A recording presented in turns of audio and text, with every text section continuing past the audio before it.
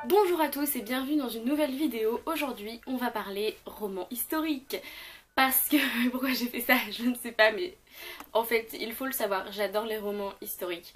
Et donc là au mois de juin j'ai eu une période où j'alternais romance et romans historiques. Donc vous avez vu ma dernière update lecture sur les romances, ça ne le fait pas du tout les romances et moi. Par contre là il n'y a que des bonnes lectures, 5 très bonnes lectures. Sans plus attendre, commençons cette super update lecture. Le premier roman historique que j'ai envie de vous présenter, c'est Le Cercle littéraire des amateurs d'épluchures de patates de Mary-Ann Sheffer et Annie Barrows, que j'ai lu dans le train pour aller et pour revenir de Paris quand j'ai rencontré Pauline là-bas. J'en parle tout le temps mais c'était génial, donc voilà. Et déjà c'est un roman parfait pour le train et pour les voyages parce que c'est pas des chapitres, c'est en fait des lettres et donc les lettres sont souvent plutôt courtes donc c'est facile de s'arrêter, etc. C'est l'histoire de Juliette qui est journaliste, écrivain au lendemain de la Seconde Guerre mondiale. Elle reçoit une lettre d'un certain Dosset qui habite sur l'île de Guernesey et en fait Juliette a vendu un de ses livres parce qu'elle l'avait en double et elle avait laissé son adresse dedans. Il la contacte et il parle tout d'abord de livres, mais aussi de l'occupation, de la vie en général, etc. Et surtout de la magnifique île de Guernesey qui tente bien Juliette, il faut le dire. Et à un moment donné, l'épistolaire ne lui suffit plus et il faut qu'elle aille se rendre compte par elle-même de la beauté de l'île de Guernesey, de tout ce qu'ils ont traversé et rencontrer ces gens merveilleux qu'elle a appris à connaître par les lettres.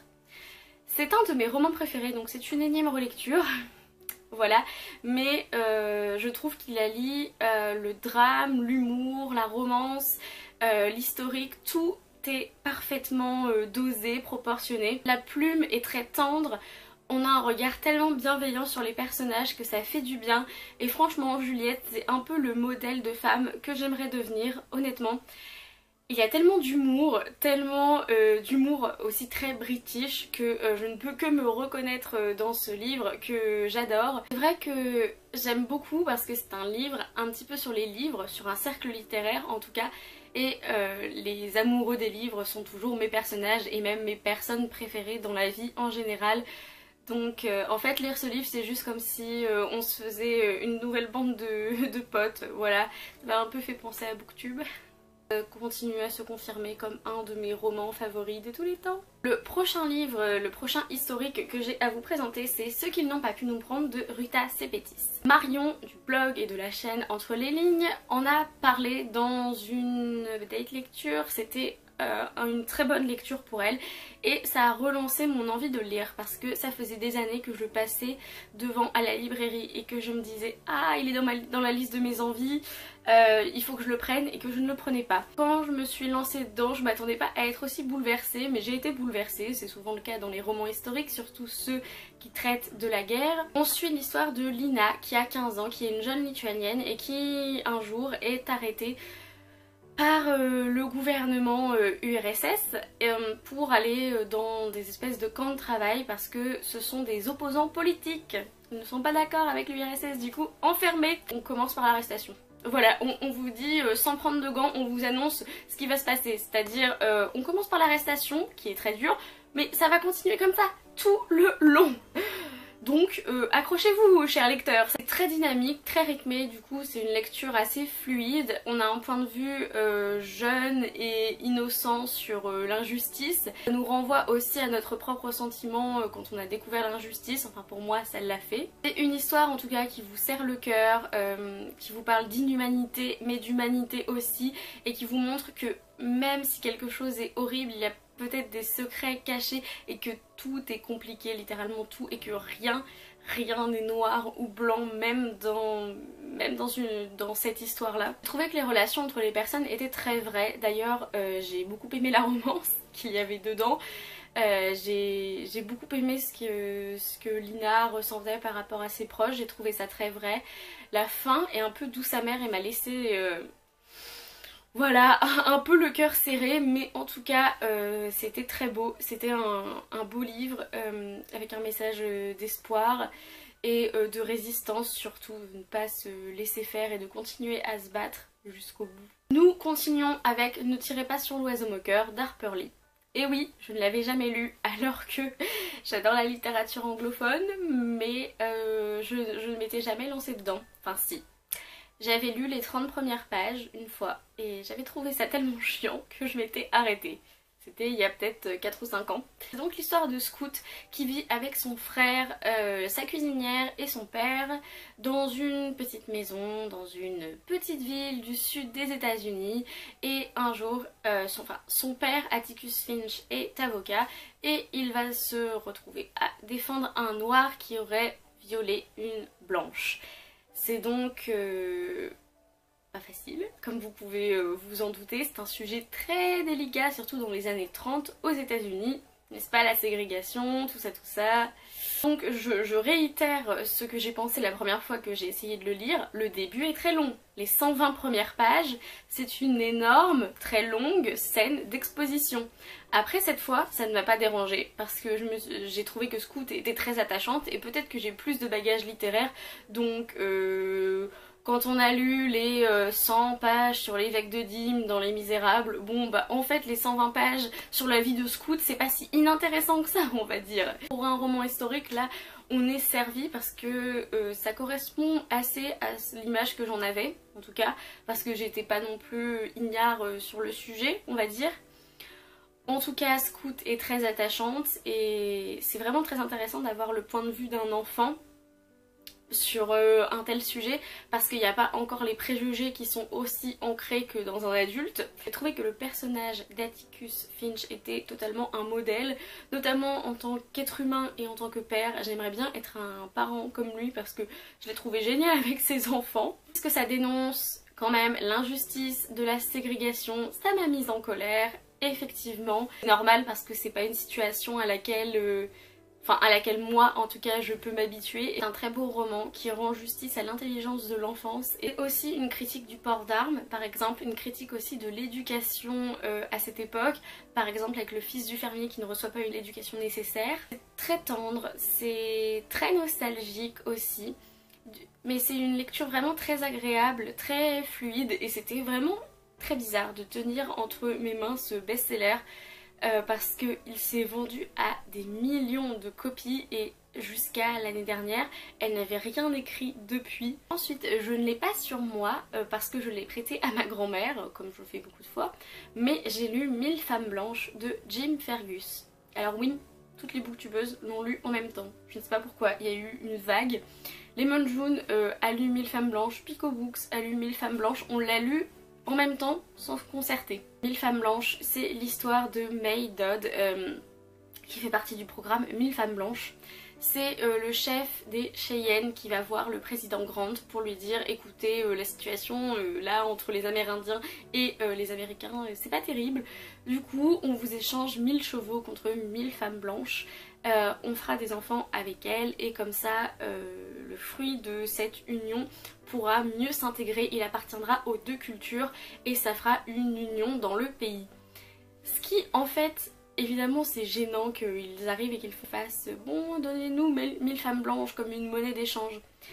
Mais c'est pas si bête que ça. Parce que de plus unificateur que un enfant issu de deux cultures, de deux peuples. May Dodd fait partie de ces 1000 femmes blanches qui sont envoyées faire le grand périple vers l'ouest pour arriver dans les territoires Cheyennes, épouser un Cheyenne et leur donner un enfant. Mais bien vite, elles vont se rendre compte que c'est beaucoup plus compliqué que ça et que leur mission n'est pas tant de réunir les deux peuples que de pousser les Cheyennes à aller vivre dans une réserve pour laisser la place aux chercheurs d'or. Ça a été une énorme surprise puisque je ne m'y attendais pas du tout. Ma soeur était en train de le lire, elle l'avait à peine commencé et puisque on en avait eu un deuxième exemplaire ici, sans le savoir, je me suis dit bah je vais lire en même temps qu'elle. C'est un livre qu'on a lu quand on était en Écosse, qu'on lisait chacune l'une à côté de l'autre. On apprend beaucoup de choses sur les Amérindiens, sur la manière dont ils vivent, sur leurs coutumes, etc. Et ils ne sont pas présentés comme des barbares, comme le diraient certains personnages, la plupart américains, caucasiens. Dans ce livre, ça résonnait très juste. Il y avait toutes les femmes étaient variées pour moi, plurielles. C'était une ode à la féminité. Il y avait des clichés, effectivement, les clichés qu'a dénoncé Lemon Jones sur notamment Gretchen qui est la femme suisse. C'est vrai qu'au bout d'un moment c'était un peu insupportable. Pourquoi faire une femme grosse, armoire à glace, suisse, qui parle comme ça et dont l'accent est vraiment retranscrit, c'est pas nous qui l'imaginons. Donc là c'est vrai qu'il y avait des clichés, je me disais pourquoi t'as fait ça? Tim Fergus a écrit ça dans les années 1990 quand il n'y avait pas encore toutes les études sur les Amérindiens, sur la culture amérindienne, etc. Les États-Unis étaient encore complètement dans le déni. Le dire que ça a été un best-seller et que beaucoup de personnes ont pu le lire, c'est peut-être pas mal parce que ça nous apprend ce que les Américains caucasiens ont fait quand même subir à la culture amérindienne. Et ça m'a mis profondément en colère qu'ils ne puissent pas s'entendre, qu'ils ne puissent pas comprendre que c'est pas parce qu'on n'a pas la même culture qu'on ne peut pas partager une terre, etc.